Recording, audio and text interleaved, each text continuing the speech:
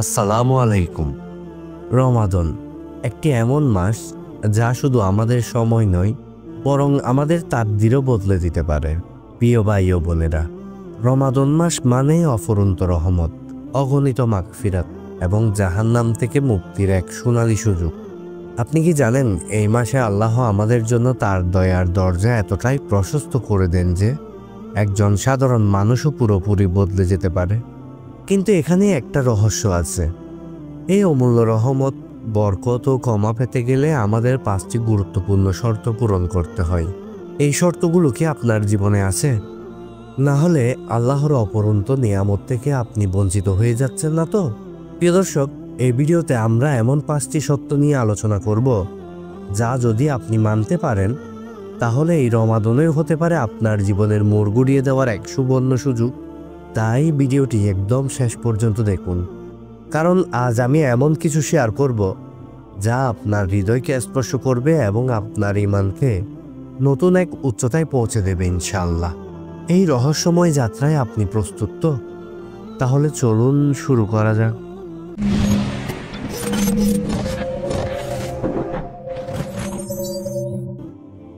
1 number শর্ত। প্রিয় ভাই ও বোনেরা, আপনি কি জানেন, একটি ছোট্ট কাজও বিশুদ্ধ নিয়তের কারণে পাহাড় সম সওয়াবে পরিণত হতে পারে। আবার সবচেয়ে বড় আমলও যদি ভুল নিয়তে করা হয়, তাহলে তা আল্লাহর দরবারে মূল্যহীন হয়ে যেতে পারে।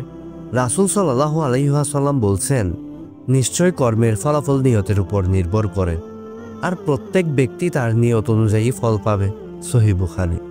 রমাদান মাসে আমরা রোজা রাখছি, নামাজ পড়ছি, কোরআন পড়ছি, দান সদকাও করছি, কিন্তু প্রশ্ন হলো কেন? শুধু সামাজিকতার জন্য নাকি আল্লাহর সন্তুষ্টির জন্য? আপনি কি কখনো ভেবে দেখেছেন, রোজা রাখার পেছনে আপনার মূল উদ্দেশ্য কি? আপনি ইবাদত করছেন আল্লাহর ভালোবাসার জন্য নাকি লোক দেখানোর জন্য? প্রিয় দর্শক, আমাদের জীবনে শুদ্ধ নিয়ত কেমন হওয়া উচিত? হে আল্লাহ, আমি শুধু তোমার সন্তুষ্টির জন্য রোজা রাখছি। এই ইবাদত আমি তোমার জন্যই করছি, অন্য কোনো স্বার্থ নেই।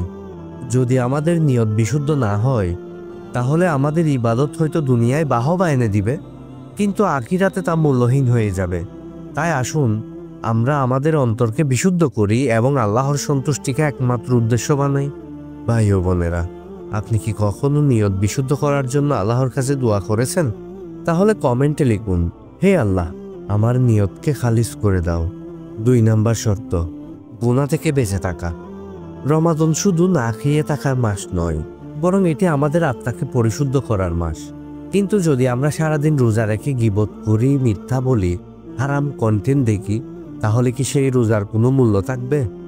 রাসূল সাল্লাল্লাহু আলাইহি ওয়াসাল্লাম বলছেন, যে ব্যক্তি মিথ্যা বলা ও তদা অনুযায়ী কাজ করা পরিত্যাগ করলো না, আল্লাহর কোনো প্রয়োজনই নেই যে সে খাওয়া দাওয়া করলো, পান করলো নাকি ছেড়ে দিল।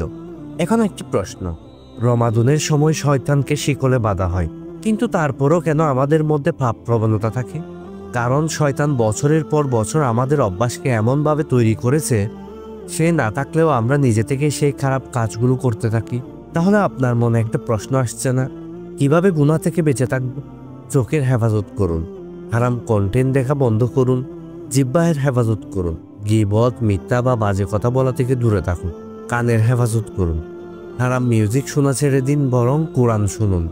মন ও অন্তরের হেফাজত করুন, নিরর্থক চিন্তা থেকে মুক্ত থাকুন এবং আল্লাহর জিকির করুন। প্রিয় দর্শক, কল্পনা করুন আপনি সারাদিন রোজা রাখলেন, কিন্তু ইফতারের পর হারাম কিছু দেখলেন বা বললেন, এরপর কি আপনার রোজা আল্লাহর কাছে গ্রহণযোগ্য হবে? এবার একটি প্রতিজ্ঞা করুন, কমেন্টে লিখুন, আমি রমাদানে শুধু ক্ষুধা তৃষ্ণা নয়, বরং গুনাহ থেকে বিরত থাকবো ইনশাআল্লাহ। 3 নাম্বার শর্ত। আল্লাহর কাছে আন্তরিকভাবে তওবা করা এবং পাপ মুক্ত করে নতুন জীবন শুরু করা। ভাই ও বোনেরা, কল্পনা করুন একজন ব্যক্তি বছরের পর বছর আল্লাহর অবাধ্যয় ডুবেছিল, কিন্তু একদিন সে অনুতপ্ত হয়ে চোখের পানি জড়ালো, আল্লাহর দিকে ফিরে গেল। সেই মুহূর্তে আল্লাহ কি করে জানেন? আল্লাহ সুবহানাহু ওয়া তাআলা কোরআনুল কারিমে বলেন, হে আমার বান্দারা, যারা নিজেদের উপর জুলুম করেছ, আল্লাহর রহমত থেকে নিরাশ হইও না, নিশ্চয় আল্লাহ সকল গুনাহ ক্ষমা করেন। প্রিয় ভাই ও বোনেরা, আমরা সবাই জীবনে কম বেশি পাপ করেছি। কেউ গীবত করেছি, কেউ হারাম সম্পর্কে জড়িয়েছি, কেউ নামাজ ছেড়ে দিয়েছি। কিন্তু এই রমাদান আমাদের জন্য নতুনভাবে শুরু করার সুযোগ। প্রশ্ন হলো, আমরা কি সত্যি আল্লাহর কাছে ফিরে যেতে চাচ্ছি? আমরা কি সত্যিকারের অনুতপ্ত হয়ে আল্লাহর দরবারে কাঁদতে পারছি? একবার ভাবুন, যদি এখনোই আমাদের জান কবচ হয়ে যায়, তাহলে আমরা কি অবস্থায় থাকব? রমাদানের এই মহাবারক সময় আমাদের জন্য তাওবার সর্বোত্তম সুযোগ। এখন আপনি প্রশ্ন করতে পারেন, কিভাবে তওবা করবেন? পাপের জন্য সত্যিকারের অনুতপ্ত হন, আল্লাহর কাছে কেঁদে কেঁদে ক্ষমা চান, সেই পাপে আর না ফেরার প্রতিজ্ঞা করুন। আপনি কি জানেন আল্লাহর রহমত কত বিশাল? যদি কেউ পাহাড় সম পাপ নিয়ে আল্লাহর কাছে ফিরে আসে, আল্লাহ তাকে সমুদ্র সম দয়া দিয়ে গ্রহণ করেন। আপনি কি সেই সৌভাগ্যবান হতে চান? এখন ওই কমেন্টে বলুন, হে আল্লাহ, তুমি আমাদের সকল গুনাহ ক্ষমা করে দাও, আমাদের তওবা কবুল করো। 4 নাম্বার শর্ত, কোরআনের সাথে দৃঢ় সম্পর্কতা গড়া, আল্লাহর বাণীকে জীবনে গ্রহণ করা। রমাদান মানেই কোরআনের মাস। এই মাসে আল্লাহ আমাদের জন্য সেই মহাগ্রন্থ নাজিল করেছেন, যা দুনিয়া ও আখিরাতের সেরা দিক নির্দেশনা। কিন্তু আমরা কি কোরআনকে শুধু তেলাওয়াতের জন্য রেখে দিয়েছি, নাকি সত্যিকারের জীবনে তা প্রয়োগ করছি? আল্লাহ সুবহানাহু ওয়া তাআলা বলেন, নিশ্চয়ই এই কোরআন সেই পথ প্রদর্শক, যা সবচেয়ে সঠিক পথের দিক নির্দেশনা দেয়। আমাদের জীবনের সবচেয়ে কঠিনতম সত্য হচ্ছে, আমরা ফেসবুক, ইউটিউব, ইনস্টাগ্রামে প্রচুর সময় কাটাই, কিন্তু কোরআন পড়ার সময় কোথায়? আমরা গান শুনি, মুভি দেখি, কিন্তু আল্লাহর বাণী শোনার আগ্রহ কতটুকু? ভাই ও বোনেরা, আমরা কি সত্যি কোরআনের সাথে সম্পর্ক গড়ে তুলতে চাচ্ছি? কিভাবে কোরআনের সাথে সম্পর্ক গড়ে তুলবেন? প্রতিদিন অন্তত 10 থেকে 15 মিনিট কোরআন পড়ুন ও অর্থ বোঝার চেষ্টা করুন। কোরআনের শিক্ষা বাস্তব জীবনে প্রয়োগ করুন। আপনার প্রিয় আয়াতগুলো হৃদয়ে ধারণ করুন ও দোয়া হিসেবে পড়ুন। কল্পনা করুন, যদি এই মাসে আপনি কোরআন শিক্ষা জীবনে বাস্তবায়ন করতে পারেন, তাহলে আপনার পুরো জীবন বদলে যেতে পারে। আপনার প্রিয় কোরআনের আয়াত কোনটি কমেন্টে লিখে আমাদের জানান। 5 নাম্বার, দোয়ার শক্তিকে পুরোপুরি কাজে লাগানো, আল্লাহর সাথে গভীর সংযোগ স্থাপন করা। হে আল্লাহ, তুমি আমাদের ক্ষমা করো, তুমি আমাদের দোয়া কবুল করো, তুমি আমাদের জীবন বদলে দাও। প্রিয় ভাই ও বোনের, দোয়া হচ্ছে সেই অস্ত্র, যা সমস্ত অসম্ভবকে সম্ভব করে দিতে পারে। আল্লাহর রহমতের দরজাগুলো তখনই খুলে যায় যখন একজন বান্দা তার রবের সামনে হাত তুলে অশ্রুজল চোখে কাঁদে এবং বলে, হে আল্লাহ, আমি দুর্বল, তুমি আমাকে শক্তি দাও। আমি পাপী, তুমি আমাকে ক্ষমা করো। আমি দিশাহারা, তুমি আমাকে পথ দেখাও। আপনি কি কখনো এমন গভীর হৃদয় দিয়ে আল্লাহকে ডাকছেন? রাসূল সাল্লাল্লাহু আলাইহি ওয়াসাল্লাম বলছেন, দোয়া ইবাদতের মূল। কিন্তু সমস্যা কি? আমরা রমাদানে শুধু ইফতারের সময় দোয়া করি, সারাদিন আল্লাহকে ভুলে যাই। অনেকে তো আবার ইফতারেও দোয়া করতে ভুলে যায়, তাই না? আমরা শুধু নিজের জন্য দোয়া করি, কিন্তু মা বাবা, আত্মীয় স্বজন ও মার জন্য কতটুকু দোয়া করি? আমরা দোয়া করি, কিন্তু বিশ্বাস করি না যে আল্লাহ সত্যি আমাদের দোয়া কবুল করবেন কিনা। প্রিয় দর্শক, তাহলে কিভাবে দোয়া করবেন যাতে আল্লাহর রহমতের দরজা খুলে যায়? আল্লাহর প্রশংসা দিয়ে দোয়া শুরু করুন। বলুন, হে দয়াময়, হে পরম করুণাময়, হে ক্ষমাশালী, হে সর্বশক্তিমান। রাসূল সাল্লাল্লাহু আলাইহি ওয়াসাল্লামের উপর দুরূদ পাঠ করুন। আপনার পাপের জন্য অনুতপ্ত হয়ে ক্ষমা চান। অন্তর থেকে চাওয়া শিখুন। মনে করুন, আল্লাহ ছাড়া আপনাকে কেউ সাহায্য করতে পারবে না। বিশ্বাস রাখুন, আল্লাহ অবশ্যই কবুল করবেন। একটি কথা মনে রাখবেন, রমাদানের শেষ 10 রাত আসলেই বিশেষ কিছু। এই রাতগুলোতে এমন একটি মুহূর্ত আছে যখন বান্দা যদি সত্যিকারের মন থেকে আল্লাহকে ডাকে, আল্লাহ তাকে ফিরিয়ে দেন না। তাহলে চলুন এই রমাদানের দোয়ার মাধ্যমে আল্লাহর রহমতের দরজা খুলে ফেলি। আপনি এই রমাদানে কি দোয়া করতে চান কমেন্টে লিখুন। হে আল্লাহ, তুমি আমাদের সব দোয়া কবুল করো। প্রিয় ভাই ও বোনেরা, এই রমাদান আর কতবার আমাদের জীবনে আসবে কে জানে?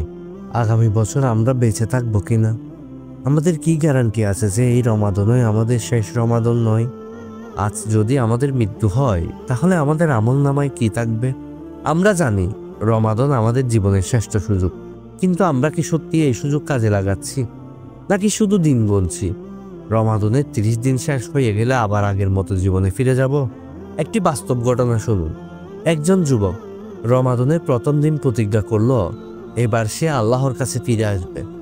সে নামাজ শুরু করলো, কোরআন পড়লো, তওবা করলো, কিন্তু রমাদানের 20তম দিনে সে ইন্তেকাল করলো।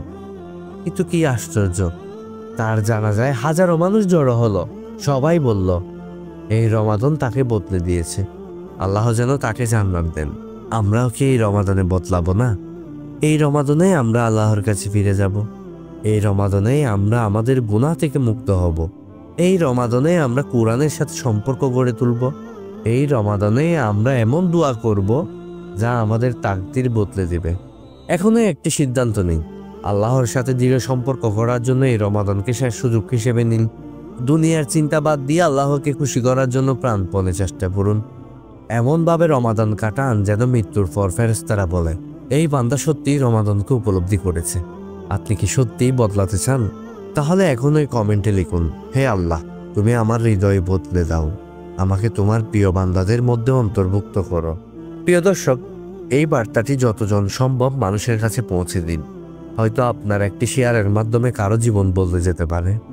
এই ভিডিওটি যদি আপনার হৃদয়কে স্পর্শ করে, আপনার জ্ঞান অর্জনে সহায়তা করে, তাহলে ভিডিওতে অবশ্যই একটি লাইক দিন এবং আমাদের চ্যানেলটি সাবস্ক্রাইব করুন।